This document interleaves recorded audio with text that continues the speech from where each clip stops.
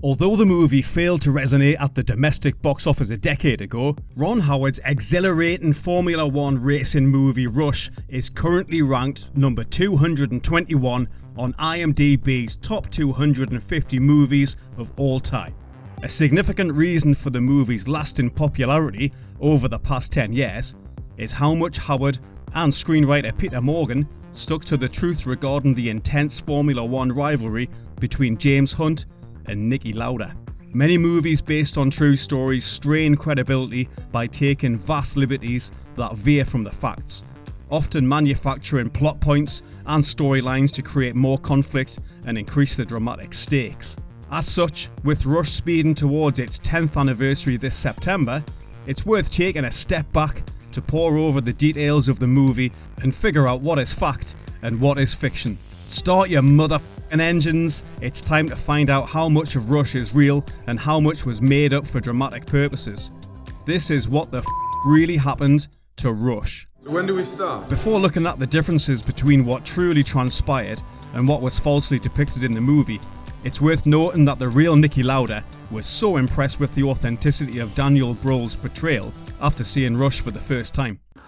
So he did a very good job because I spent a lot of time with him, which he asked me to do. And when I saw him the first time, I was impressed. Despite those glowing claims by Lauda himself, in the film, Hunt and Lauda are presented as bitter rivals who do not like each other personally or respect each other professionally. In reality, this was a bit of a Hollywood contrivance, as Hunt and Lauda actually shared a flat and lived together during the early stages of their career. By all accounts, they were good friends and remained quite close during that time, even if they didn't always see eye to eye. Hey, asshole! It was my line. I had that corner. What do you mean, the one that you spun out of and finished facing the other way? Their rivalry was exaggerated in the movie to intensify their competitive sides and to create more of a dramatic conflict. Additionally, the movie physically presents Lauda with a severe overbite that earns him the nickname The Rat. According to Lauda in real life via The Telegraph, the nickname was genuine, stating, "A marketing guy thought of it because of my teeth." For his part, Bruhl wore a dental implement to achieve the overbite scene on screen. Speaking of nicknames, another minor difference between the film and what happened for real is the moniker given to the Nürburgring Speedway in Germany.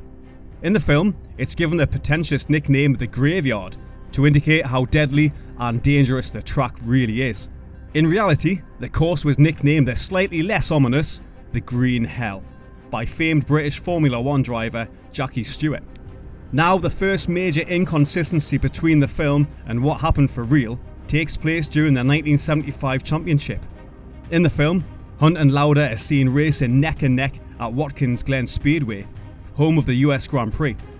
The truth is, Hunt and Lauda never shared the track at Watkins Glen. The race depicted at the event actually took place in Italy during the previous competition, with Lauda easily winning the race from start to finish. In that race, Hunt finished in 4th place. In the film, Hunt is seen driving a Haskell 308B race car. In reality, he drove a newer Haskell 308C Formula One car.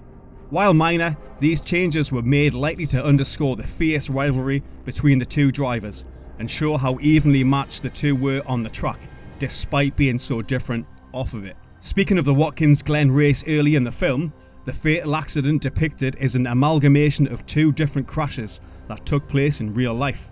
The first involved French racer Francois Cavert, who suffered a fatal crash in 1973 while performing a trial run ahead of the US Grand Prix. Cavert lost control of his car during an uphill S-turn, hit a curb and slid across the track before hitting a barrier head-on. Cavert was viciously sliced in half from his neck to his hip. The other accident that inspired the Watkins Glen crash in the film involved the grisly death of Helmut Koenig in 1974. Koenig's car suffered a sudden suspension failure, which sent the driver into a guardrail at a moderate speed. The guardrail folded under the pressure and formed a sharp edge, instantly decapitating Koenig upon contact. Ironically, Koenig's first race car was a Mini Cooper that he happened to purchase from Lauda when his career began.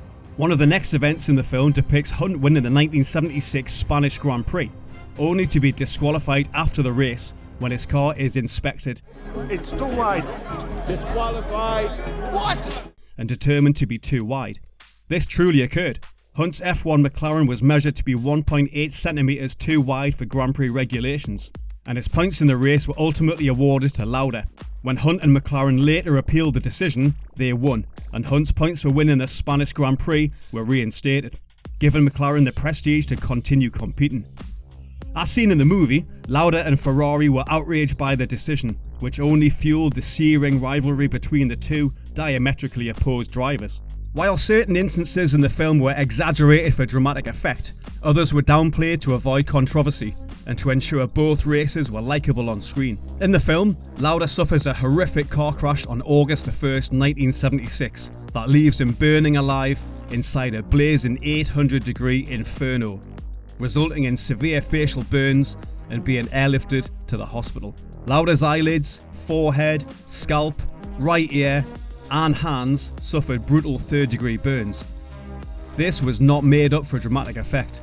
In fact, fans can watch the real crash on YouTube, which took place at the German Grand Prix in Nürburgring.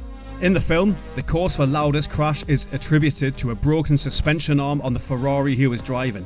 In reality, the cause of the crash is much more of a mystery. The real footage of Lauda's crash shows his car fishtailing before crashing, which many believe could have resulted from the damp track surface following heavy rain. The film also shows Lauda being pulled from the fiery wreckage by British racer Guy Edwards, who is actually played by Edwards' real-life son, Sean Edwards. Tragically, Sean died just 18 days after Rush was released theatrically. The fatal tragedy occurred when Sean Edwards was training a younger driver in his Porsche 911 GT3 and suffered a high-speed collision at Queensland Raceway in Australia. An all-too-real reminder of how dangerous professional racing is and how life often imitates art and vice versa. Although Nürburgring never hosted another F1 race ever again following Lauda's near-fatal accident, it's worth noting that director Ron Howard filmed the crash scene at the real German speedway to make the movie as authentic as possible. The North Loop has also been dubbed Lauda's Links for its notorious place in racing history. In addition to the intense burn damage, the toxic fumes from the smouldering crash left Lauda with damaged lungs and blood, resulting in him falling into a coma where he fought for his life and ultimately came back better and stronger. Indeed, one of the most remarkable parts of the movie includes Lauda returning to the racetrack just 6 weeks after his accident. This was 100% true.